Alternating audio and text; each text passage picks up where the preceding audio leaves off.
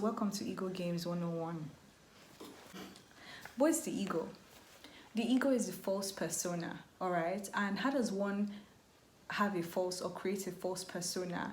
From childhood conditioning, alright? From ages 0 to 7, we are sponges. So depending on the conditions in which we grow up in and the people that we surround ourselves with, from observing and understanding how the emotional environment is or how it isn't, we end up creating a persona that will enable us to survive in that environment, okay? This persona most times is made up of an inner child that is broken, a broken inner child, all right? So the broken inner child creates this persona that will protect it. For some people, protection includes running away from confrontation. Protection includes, communicating to other people, communicating with other people as though they're being attacked, all right? Taking offense easily, okay? Protection looks like anything that involves high emotions or anything that involves feeling, vulnerability, running away from that. That's what protection looks like. You're just protecting your inner child, all right? That's what the false persona could be made up of. That's an example. Another thing is that the ego makes up stories in his head, so he projects. If you actually look at it, humans, they tend to communicate through projection. So we see other people through our own filter. A lot of times, like I said, in Lagos, there are lots of people that project. We are a very strongly ego-reading city, country, whatever. We see people through our projections, and most times the lens and filter through which we see people is very blurry. Why? Because we can't really see ourselves. So the ego looks at people and measures them up according to how they measure themselves up. For example, maybe there's some people that feel insecure about themselves. They see somebody that is confident, all of a sudden they have a problem with that person, all right? Haven't you noticed how when a girl is confident, she's cocky? Please tell me that's not something that's a problem. So those are the things. Ego speaks through projections. And the thing is that we are first operating from an ego-led lifestyle before sense of awareness, increase in self-awareness causes us to actually make that shift towards a more heart-led lifestyle, all right? So you have the ego mind and you have the heart mind. So how it is meant for us to operate by default is through the heart, but as humans, not being aware, we tend to operate through the ego. So remember that. So there are some games that the ego likes to construct for us in this thing called life. One thing is this game in which we like to one-up another person, all right? This person did this to me, and as a result, I'm going to do this to this person. This person didn't give me this thing, so when it's my turn, I'm not going to give that person. In this Lagos, like, the one-upping is the funniest thing to understand. If you want to see a physical manifestation of ego games in Nigerian society, just look at us during traffic.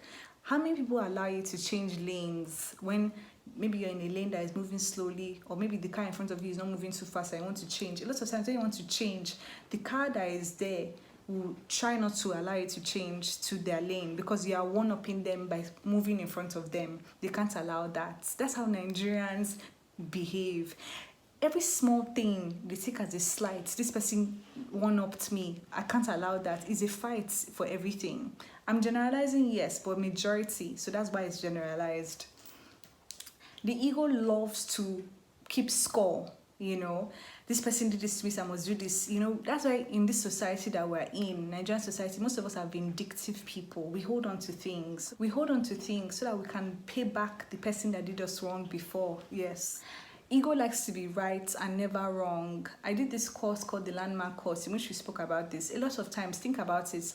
When you find yourself in situations in which you've done wrong, you don't want to be told that you did wrong. You want to be right at all times. So instead of even saying, let me hold myself accountable for how I've done wrong in this situation, you try and fight and defend and attack. And it's like, honey, are you even paying attention to the substance in which we were referring to in this situation?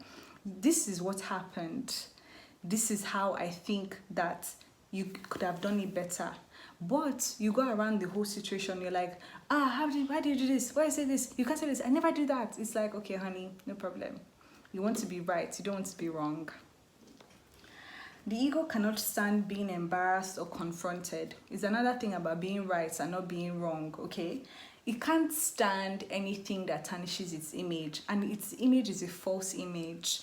If you as a person cannot stand being criticized, I don't even want to say criticism, because I know that criticism is very public. Okay, let's say if you as a person cannot stand to be positively criticized or to be confronted about situations, then you have to check your ego. Are you that sensitive that you cannot take responsibility or accountability for yourself, when in reality you are actually the one that might be in the wrong in a situation? Do you get what I'm saying? Most of us want to be right all the time, want to control everything and make sure that yes, we're not the ones that are at the wrong, but you can't. That we're not the ones that are in the wrong, but you cannot. You cannot be right all the time. That's the truth. So yeah, the ego cannot stand to be embarrassed. So anything that embarrasses it or confronts it, it tries to shut it out so quickly and so strongly. You'll be surprised the number of situations that have ended, that have been shut down just because of ego. And maybe you could have easily just said, okay, you know what, I'm facing this situation head on. I'm going to go through it. I don't mind maybe feeling a bit embarrassed or being confronted or being told I did this wrong. I just want this to be best case scenario as opposed to me pulling back, all right? Another thing is the ego seeks to protect itself at all times.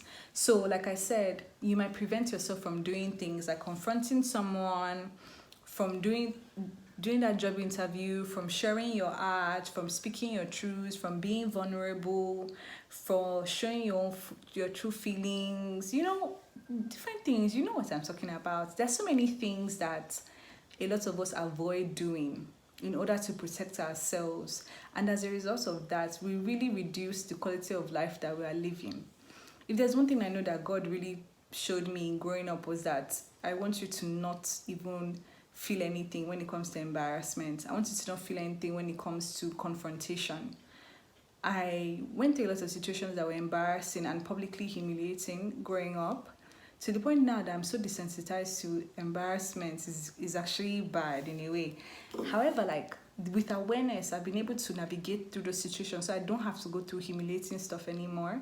But when it comes to ego and embarrassment and confrontation, I don't think I'm afraid of those things at all again. I'm not afraid to fail to... I just always knew as a person that I didn't want to be limited in terms of life experiences because of the situations my ego was trying to protect me from. The ego is not your enemy. You just need to understand it better. And the way you understand it is through understanding your inner child wounding, okay? Why do I prevent myself from having deep conversations? Why do I prevent myself from having intimate connections, Why do I prevent myself from being vulnerable? Why do I prevent myself from being held accountable? Why can't I take responsibilities for things that I've done wrong? Why can't I be responsible in life and do things responsibly? Different things. You're trying to be protected. The ego is just trying to protect you, but this is where awareness comes in. You rewire your mind, you rewire your ego to say, you know what, we don't need to be protected from this. This is actually good for us. You understand? Because the ego is kind of like your wounded inner child. So you can imagine living life through your wounded inner child. It doesn't work out well. It doesn't work out well at all. In fact, at some time, I look at a lot of people that are actually way older than me, and I'm like, damn, this sucks. But because of awareness as well, you have compassion for people that don't know better. But I don't want to be that kind of person that is like in my 50s, 60s, and I'm operating from a wounded inner child perspective. Does that make sense? Which is why awareness is very important. Think about it. So living through the ego. Now let me get one painting to describe something for you guys. Living through the ego. Okay. So you have the ego, and then you have like a particular place in your body in which the ego operates. All right. Say goodbye to her. Say hello to my lover's painting. I know, right? I know, I picked this on purpose. So let's say you are a person, all right, and you're operating normally, you're living your life, you encounter a particular situation that makes you feel uncomfortable, you will feel your ego in a particular point in your body. For some, it's in their lower back, okay? So let's say you try to be aware of places in your body that tense up or speak to you when you're in uncomfortable situations. For example, so let's say that your ego now starts to highlight itself. This particular part of your body will start to like come online, maybe pulsate or be uncomfortable. That's your ego communicating to you, okay? Think about that. So that's living to your ego. Living to your ego is identifying where your ego operates from so that you can be able to understand where it's coming from and be able to identify that it's a voice that shouldn't be listened to. Okay?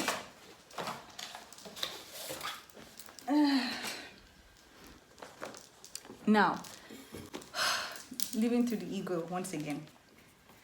For some people, living to the ego looks like pretending to be someone you're not. We're in Lagos, and Lagos is like, most times people are like, let's fake it to make it. You understand? People are like, let's put up this facade to show that we're really this kind of people. Meanwhile, behind closed doors, there's a different story.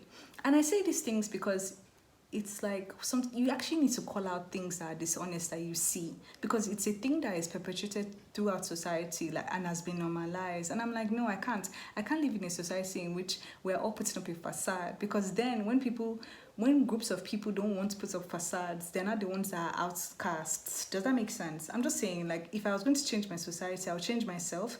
And so if I'm changing myself, I'm going to say, okay, society, I've changed myself, or let me tell you how we can change as a society. And this is me saying that we don't need facades. Ego creates facades to give off this certain impression, but how many of us are living the same lives we give off impression that we're living to others? Think about it. That's one of the ego games that we play. Another one is associating with those that are influential. This is not a bad thing, no. However, you know that there's this hierarchical society that we live in. It's all about status, it's all about who you are, it's all about who you know, it's all about what you can do. For every bad thing, there's a good thing. You understand? It's about navigating that in a way that is authentic and good and honest.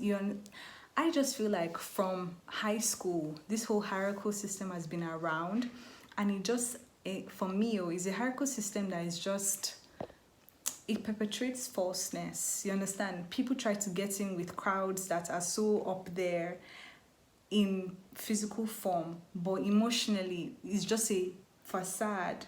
A lot of times we end up treating people that we think are below us like they're worthless. A lot of times we end up treating people that we think are not of our caliber like they're worthless. And then the people that think they're worthless end up treating people that they see with money, people that they see that are influential like they're kings, they're emperors. And it's like, if we all saw each other as equal, because that's what we really are at the end of the day, society will be a much better place, regardless of whatever resources somebody has. Even if somebody is rich, even if somebody is poor, they'll be able to look at themselves and think that we are still equals. So an ego game that we play a lot is that game of hierarchy, status, influence. Who are you? Are you worth talking to? If you're not somebody that is doing something, if you're not somebody that has a name, if you're not somebody that's surrounded by people that bring in the money or are well known in society, I don't think I should be talking to you. Should I even go further and talk about social media? With the way people follow people to see what they're doing, but they don't really like support until they see people supporting. I said what I said and I mean it. Another one is communicating. You know, when somebody is in their ego, they take offense easily. So they communicate like they're being attacked, all right? That's something that I'm trying to work on, because I keep having to tell myself it's an unconscious thing. You're not being attacked. Relax. You get me? Just talk normally. Nobody's fighting you. It's important, because if you really look at our society, everybody is on edge. Most people are on edge. The smallest thing will make them, who are you talking to? Who do you think you are? Something. Do you get me? Everybody's ready to attack. And like so many situations have happened to me in Lagos, which is the best case study for this or last spaceship that we're on. Lagos is like the best case study. For example, two situations I give you now. I was entering my estate using a taxi a while ago, and the man saw me. Okay, another thing is that, like I said, ego is projections. There's a way that you are treated as a woman in Nigerian society. They see you as a small girl. They see you as somebody that they should try and, one up, power play. So this guy saw me, he already sized me up as somebody trivial, and I just kept talking calmly, like, I live here, all right? So I was about to speak again. The man just said, stop shouting. I was like, darling, I'm not shouting. This is exactly how I spoke. I said, I'm not shouting. I just want to tell you that just try this and do this, and you see that I live here. He said, oh, okay. You see, I didn't even take it as an offense, because I was like, that homeboy is already ready to be. That's projection. You get me? Homeboy is already ready, because maybe he's already gone through that in the past. You understand? But homeboy is already ready. It doesn't matter whether or not I've shouted or not. you are shouting regardless. That's one. Two, as I entered the car, the taxi driver was like that. If he spoke to me like that, I would have dealt with him. Another thing, one-upping. Do you get me? Sometimes you don't have to fight. And it brings me to the next thing I'm talking about, but let me give my second example. So that's one. Two, I parked somewhere by Jaconde that I shouldn't have parked right before ShopRite. This policeman tapped my car and said I should go. He tapped the car in an aggressive manner, but I was like, no, I'm not going to like shout. I wound down and I was like, excuse me, you just shouted at me. I was like, no, officer, please wait. So I'm just saying that blah, blah, blah. He could now see that he composed himself. Say, oh, okay. Just do like this, blah, blah, blah, blah, blah. And when I wound up, I was like, I'm sure he was expecting someone to shout at him with the force with which he came. That is how we are as people when we're not aware.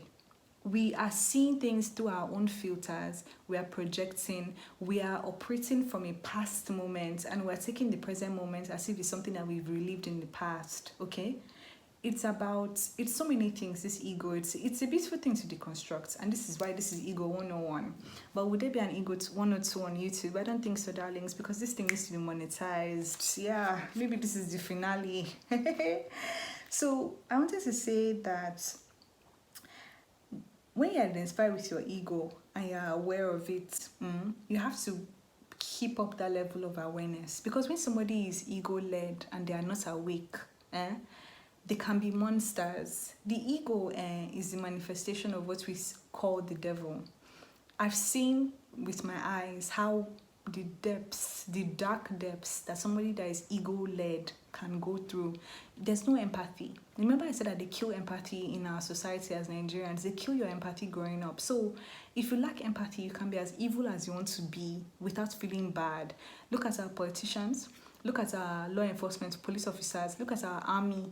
We are a strong ego-led society, and that is why everything happens the way it's happening. What I'm trying to say is that when you are ego-led, there's no depths of darkness that you cannot explore. There's no cruelty form that you will not be willing to, dip your toe into because you lack empathy, one, and you're not awake. Think about it. Now let's talk about ego death. Ego death and ego integration happens when you go through situations that break the illusions that you've been operating in beforehand. What do I mean by that? You're breaking illusions, meaning that what you thought was real now actually ends up being false. For example, maybe you think a man really loves you, all right? And then a situation happens in which he just flips and he treats you like he doesn't even know you exist. And you're like, You're like, from where? Like, I thought this man really, really loved me and he just moves on with his life. He does not even care. And you're like, you feel, ego death is actually a bad thing. A bad feeling, but it's a good thing in hindsight, because then it breaks your illusions. Wow, this guy must not have really loved me. Wow, was I really aware of what was going on? Was I delusional? Did I overdo this? Was I not smart enough? That kind of thing. Ego death is the breaking of illusions, and when those illusions are broken, things become a bit clearer for you to see. You understand? So we go through ego death in order for our vision to be clearer. Let's see life for what it really is, not what we're projecting into it. That's what ego death is about. Shedding old skin in order to have a new one that is more in line with your authentic self. And in this life, we'll go through many ego deaths. I've gone through a lot of situations, big ones like maybe school or friendships or opportunities things have happened.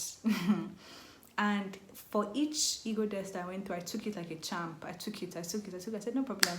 When my time comes, my time will come, So ego death is something that people try to shy away from, which is why the ego tries to protect them. Because for some people, the worst thing is to be embarrassed in front of other people. Whereas me, in secondary school, it was inter-house sports and I was racing, and all of a sudden I fell down in front of my entire classmates. There were plenty watching. I fell down on the ground. How many times have I fallen in front of people even? I've fallen down in front of my crush, hit my head was now swollen, the crush saw my head like that. I was like, wow. Anyway, you go through things because you are being prepared for something in future. You get me? And now I'm this woman that is like, I can do things, I can go through life, I can experience things, I can navigate through life better, I can see things clearer. That's what being aware of yourself, allowing yourself to go through ego deaths, integrating your ego, seeing clearer is a good thing in hindsight. So yeah, so to reiterate, an ego death occurs when the illusions that you had about your life are broken through, the truth is revealed. That's what an ego death is all about. And this causes you to lose the identity that you had when you were operating within those illusions, in order to adopt one that is more in line with authenticity and the true reality of your life. Okay, beautiful. Last one, your kingdom. The thing is that the ego is not who we really are. And this book that I'm reading says that operating in line with your ego is not operating in your right mind, because the ego creates stories. It thinks it's being attacked. It doesn't see our brothers and sisters like they are us. That's why they always say treat other people the way you like to be treated, because we're all the same. You understand? When people say namaste, it's like the God in me is the God in you. We're the same, we're equal. So the ego doesn't see that. The ego thinks I must fight this person, I must one up this person. Power play, you understand? Nigeria, we speak in power, you get me? So the ego doesn't think like this is my brother. Now, one thing that I would like to say, and that's why I'm talking about kingdom. Imagine that you are a kingdom. Imagine that every interaction that you have is an interaction to affirm that you are in your kingdom. Meaning that if I enter situations in which somebody is trying to provoke me, I would choose peace instead. Do you understand me? In the Quran, they said that if somebody slaps you, turn the other cheek.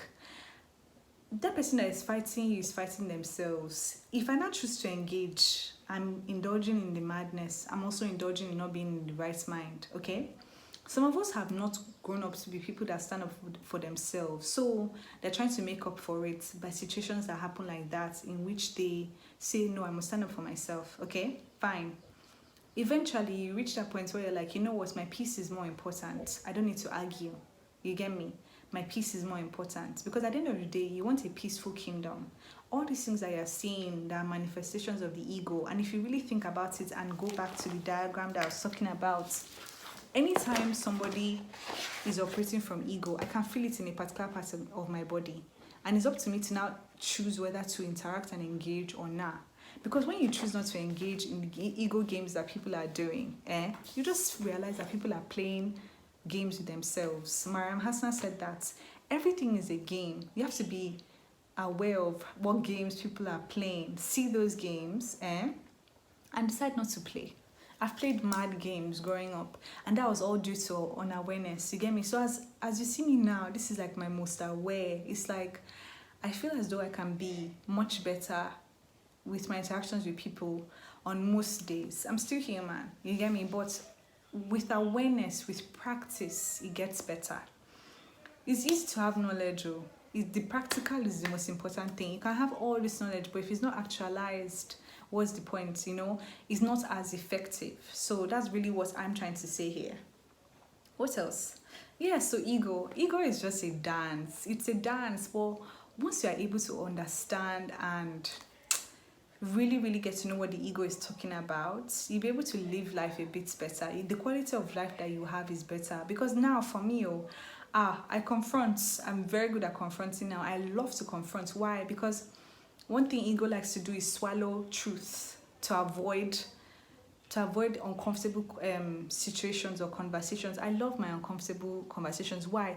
Let our emotions be out there so that we know where we're at. I don't like to swallow things inside anymore. So confronting. Humiliating stuff, well, I don't like to do, like I said, good and bad for everything. With humiliating stuff, which I feel like I'm being extreme with embarrassing stuff, I like to be embarrassed while I'm cultivating my art. Like for example, I started rapping, and I don't mind looking mediocre in the beginning to be an empress at the end. Does that make sense? So I can, because of where I'm coming from with embarrassment and stuff, I can take that desensitization, is that a word, to embarrassment, and put it into my art. Like, okay, I'm not afraid to look like a fool in the beginning, to look like a master or mistress or a madam at the end, because this bitch is a madam. So yeah, that's 2. 3, stepping out on your own, you know, being your person, being the real you. Ego tries to protect you by saying that you need to suppress so that you'll be accepted. You don't need to. Okay? Think about it. Think about your ego. Think about parts of your body that come online when you are, what's the right word? When you are in your ego mode. Think about who you are during confrontations. Think about who you are when you're not thinking. Think about the small little things that you do when you're not thinking. But don't shame yourself for it. There's no need to shame or judge yourself. You are human. And the beauty of being a human is evolving. The beauty of being a human is removing old skin and putting on new ones that are more in line with your authenticity. Okay? So here I am. My name is Madam, and I am your teacher. This is Ola's Spaceship, and is this the last episode? Let's see. But thank you for watching. If you have anything to say, leave it in the comments and share with your friends. Bye.